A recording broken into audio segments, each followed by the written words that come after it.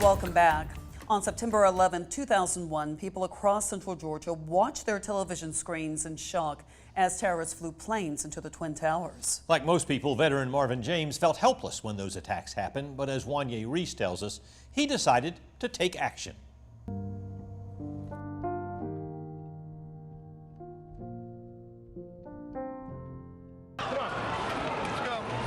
I literally was on the phone to my mom in New Jersey while watching it on the news when the second one hit.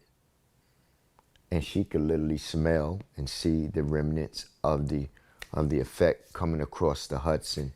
It was September 11th, 2001 at 9:03 a.m. when Marvin James learned about the news of the terror attacks on New York City. That was one of the first tragic moments of my life as feeling like an American that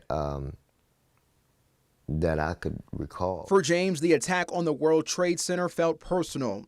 Growing up in New Jersey, James says he would frequent Liberty State Park, staring in awe at the Twin Towers. Go down there, and you would always see these two big, beautiful, stellar buildings that, you know, you couldn't miss them. You could pinpoint where you were. Realizing our nation was under attack, James knew he wanted to defend our country. He had already served with the Georgia National Guard for nearly 10 years as a young man.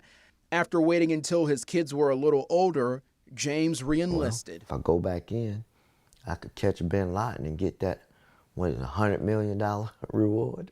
And I could serve my country again, and I could help right the wrong of what has happened. James served again with Macon's 48th Infantry Brigade on missions in Kabul, Afghanistan from 2009 until 2012.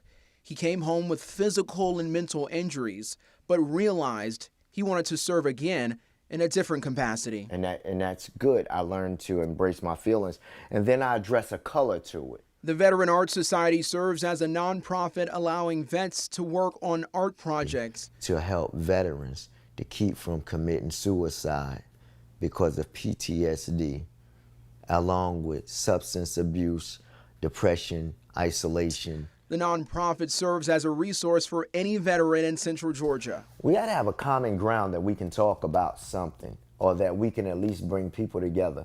And art is what did it for me. While we reflect on 2 decades since 9/11, Marvin James is looking forward to more decades of helping veterans.